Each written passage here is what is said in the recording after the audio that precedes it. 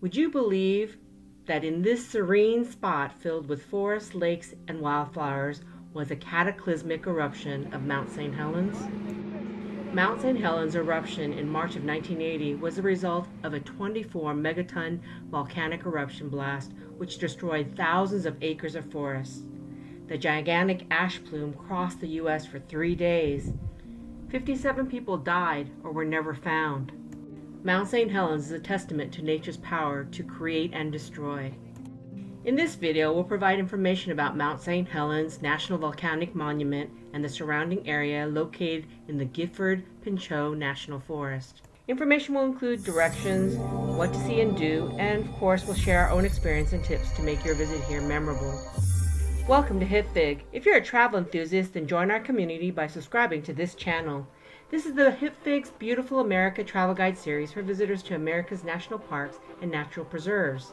This episode is the Mount Saint Helens National Volcanic Monument Travel Guide for visitors to Washington State. Mount Saint Helens National Volcanic Monument is located in west central Washington State near the towns of Toutle and Castle Rock in the Gifford-Pinchot National Forest. It's about a 2-hour drive south from Seattle or a 1.5 drive north from Portland in light traffic. Unless you have a tour, the best way to get here is by car. Just set your GPS for the Johnston Ridge Observatory. In general, your GPS will send you through Interstate 5, then to Washington 504, also known as the Spirit Lake Hwy, east to the observatory. We drove from Seattle. Since we are Washington locals, we took a shortcut through the town of Toledo. We drove I-5 south and then took exit 63. We followed the signs for Washington 505 towards Winlock, Toledo. This is a more scenic drive, and so we enjoy taking this road as opposed to taking I-5 all the way to 504. We drove on 505 a while until we got to the small town of Toledo. If you need gas or some snacks or drinks, this might be a good place to stop.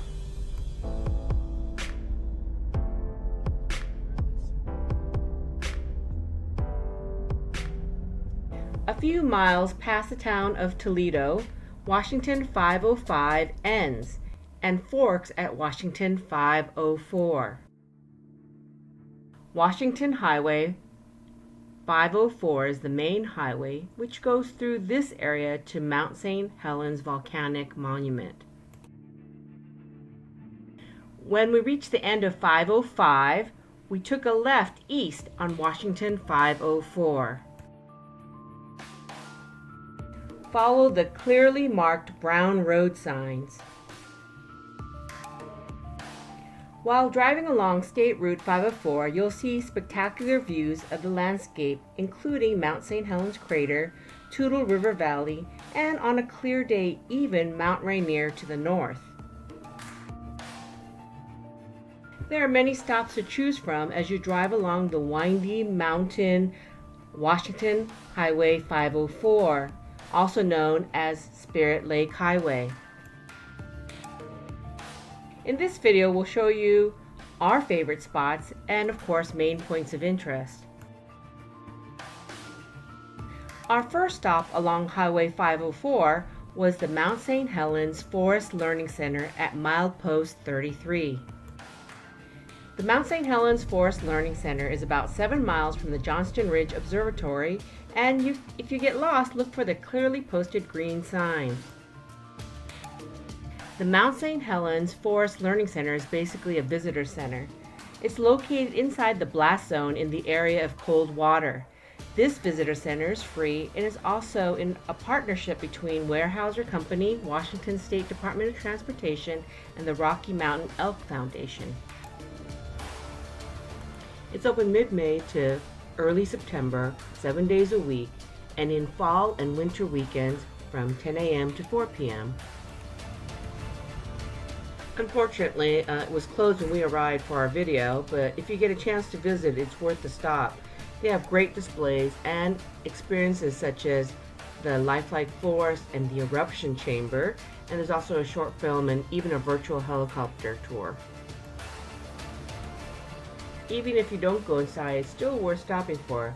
Outside the Learning Center, you can see spectacular views of Mount Saint Helens. There's also a wildlife elk viewing area and replanted forest all over the place. And there's also a short trail that you can hike and a playground for kids with a volcanic slide. The gift shop, elk viewing, trails, and play area are open daily from mid-May through October. Hours are from about 10 a.m. to 6 p.m. through September and from 10 a.m. to 5 p.m. in October. Here's a little information about Mount Saint Helens. On March 16, 1980, about 8:32 a.m., Mount Saint Helens literally blew its top. It's blasting 1,300 of its snow-capped top off, creating a landslide and ash plume, which was 650 feet high. The volcano's eruption caused the largest debris avalanche in recorded history. This debris avalanche swept 14 miles down the valley of the North Fork of Toutle River, and it formed a hummocky deposit of 3.3 billion cubic yards. That's enough to fill 1 million Olympic swimming pools. Along its path, it also mowed down trees, boulders, trucks, and houses, sending them into the river. The ashfall was so thick that it turned day into night. The ash could be seen as far as eastern Washington, Oregon, California, Idaho, and Montana. It's been over 100 years since the last time that Mount Saint Helens erupted. After some pictures and a snack break, we got back on the Washington 504 to our next stop, the popular Elk Rock Viewpoint. This pullout is one of the largest pullouts, offering spectacular views of Mount Saint Helens and the valley below. We were visiting on a Saturday and it was busy with local groups out enjoying a glorious summer day. You'll see plenty of motorcycles here. This is a popular viewpoint for obvious reasons. Its view is absolutely spectacular of Mount Saint Helens and the valley below. And if you're lucky, you'll also see herds of elk and a bear or maybe a mountain lion in the distance.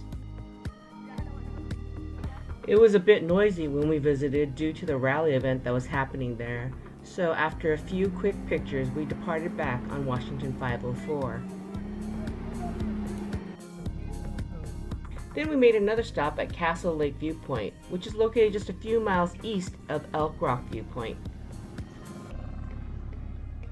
Here you get a closer look at Mount Saint Helens and also Castle Lake at the front of the volcano. We continued east on Washington 504 and followed the brown signs for Johnston Ridge. There are many pullouts along the way, but continue to our favorite hiking spot to maximize our time, Loowit Viewpoint. Loowit was the original name given by the local Puyallup tribes. The origin of the word Loowit comes from Loowit, meaning the Lady of Fire. Later, the name Helens was given by British explorer George Vancouver. At Loowit Viewpoint, there is a required national forest fee of $8, which also can be used at the observatory, or if you have a national park pass, then it's included. You can also purchase a $5 day e-pass and National Forest Day Pass. You can use this pass at any Forest Service operated recreation site in Washington or in Oregon. You can purchase it in person at any of the visitor centers or forest offices, or you can buy it online and then print it out at home. At Loowit Viewpoint, there's a pretty large parking lot and a short paved flat trail leading to a panoramic view of Mount Saint Helens, its crater, and the North Fork Toutle River Valley. The Loowit Viewpoint also sits along the Boundary Trail number 1, which connects Johnston Ridge Observatory above and the hummocks area below. We like to take the trail to the right towards hummocks, just a short half-mile hike out into this rocky, narrow, flat trail leads to hillsides full of wildflowers and breathtaking views of Mount Saint Helens and the valley below.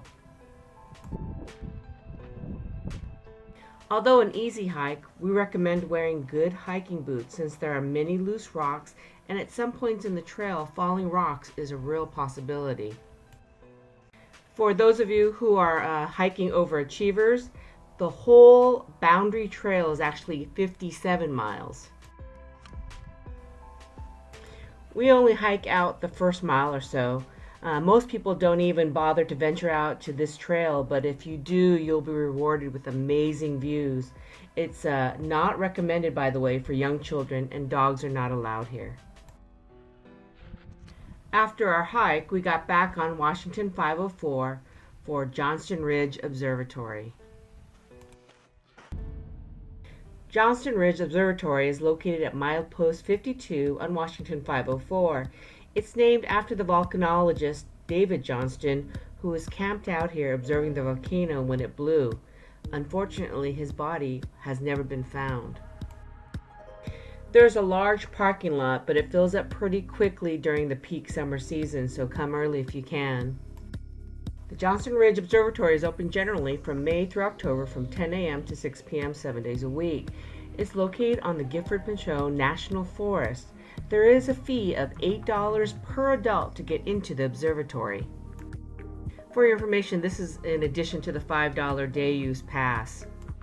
If you have America the Beautiful or Northwest Forest passes, then it's included. Walking out from the parking lot, you'll see 3 viewing points on the outside of the observatory building. The viewpoint on the main level and upper level are the busiest. If you walk to the right to the lower viewpoint, it's usually less crowded. The Johnston Ridge Observatory was closed when we went this time, but if you arrive when it's open, make sure to watch the movie. The end of the movie will blow you away.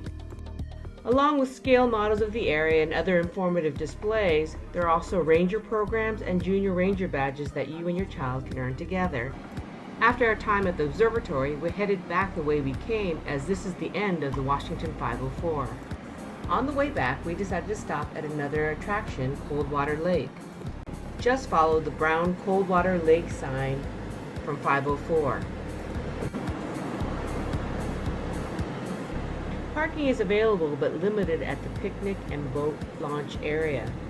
There's an easy paved width of a lake trail, picnic area, restroom, and boat launch, as well as access to the lake near the parking lot. There's also the Coldwater Lake 8.8 mile trail located on the north side of the lake. Bring a towel and bathing suit for a break after a long, hot, dusty hike. Be aware, even in summer, the water is cold. Did you know that you can actually climb up Mount Saint Helens? The climb up Mount Saint Helens is considered a non-technical climb and suitable for anybody in good condition. Climbing permits are required year-round on Mount Saint Helens. The cost for the permit is $15 per person per day, and a $6 reservation fee is charged per transaction. You can purchase the permit online at recreation.gov. This climb up the mountain is very popular, so make sure to book in advance. Please note that dates cannot be changed once they're booked. There are also a number of other popular trails like the Hummocks Trail and the Mount Margaret Backcountry on the Norway Pass Trail. Also along the Gifford-Pinchot National Forest roads 25 and 99, they'll lead you to views of the blown down forest and Spirit Lake. These roads are generally open from mid-July to November. After a leisurely stroll around the short trail, we played in the water a bit to cool off. Then, satisfied with our long, glorious day out in Mount Saint Helens National Volcanic Monument, we continued to drive west on Washington 504 to Castle Rock.